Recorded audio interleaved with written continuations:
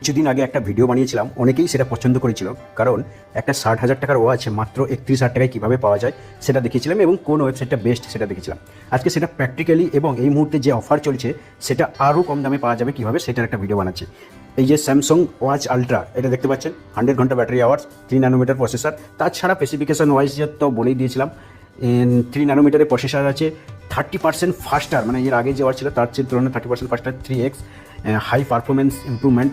তাছাড়া 100 ঘন্টা battery backup, যেটা স্যামসুংয়ের ক্ষেত্রে অনেকটাই বলা যেতে পারে। তাছাড়াও সিকিউরিটি আপডেট এবং ওএস আপডেট 7 বছরের আপডেট পাওয়া যাবে স্যামসুং। মানে আজকে ওয়াচটা কেনার পরও 7 বছর ধরে এটাকে আপডেট করে রাখা যেতে পারে।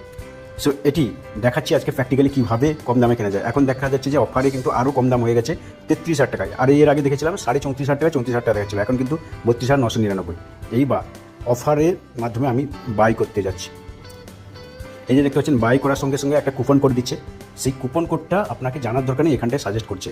আপনার যদি ব্যাংকে ক্রেডিট কার্ড থাকে তাহলে দেখতে পাচ্ছেন কীভাবে কত পার্সেন্ট ছাড় পাওয়া যাচ্ছে।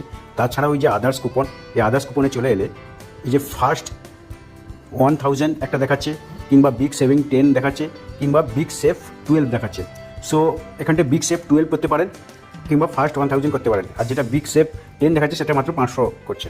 আমি যে কোনো একটা অ্যাপ্লাই করলাম, মানে আমি 12 অ্যাপ্লাই করলাম, বাস অ্যাপ্লাই করার সঙ্গে সঙ্গে এটা অ্যাপ্লাই হয়ে গেল।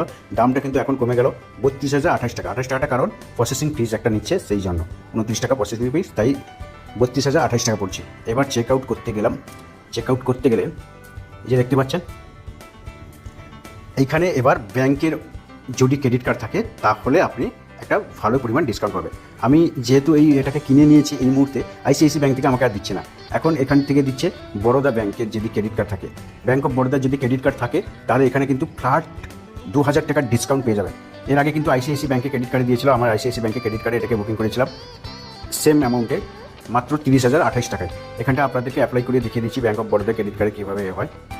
আর আপনি যদি ফার্স্ট টাইম করতে থাকেন আপনি কিন্তু আইসিআইসি ব্যাংকে ক্রেডিট কার্ডও পেয়ে যাবেন। এই দেখুন, মাত্র 30,000 টাকায় আপনি পেয়ে যাচ্ছেন। এবার এখানটায় কার্ড নাম্বার দিতে হবে, কার্ড নাম্বার দিয়ে নাম দিয়ে সিলেক্ট করে দিলে এই যে পে নাও অপশনটা দেখাচ্ছে, এখানে জাস্ট পে নাও করে দিলে আপনি কিন্তু মাত্র 30,028 টাকায় পেয়ে যাবেন। তাহলে 60,000 টাকায় হলো না, অনেকটা কম।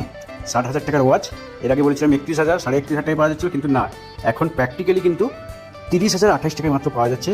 তাও আবার আইসিআইসি ব্যাংকের ক্রেডিট কার্ড। সাধারণত আমাদের সমস্ত ফ্রেন্ড সার্কেলের মধ্যে আইসিআইসি ব্যাংকের ক্রেডিট কার্ড থাকে, আর ব্যাংক অফ বরোদারও তো ক্রেডিট কার্ড থাকে।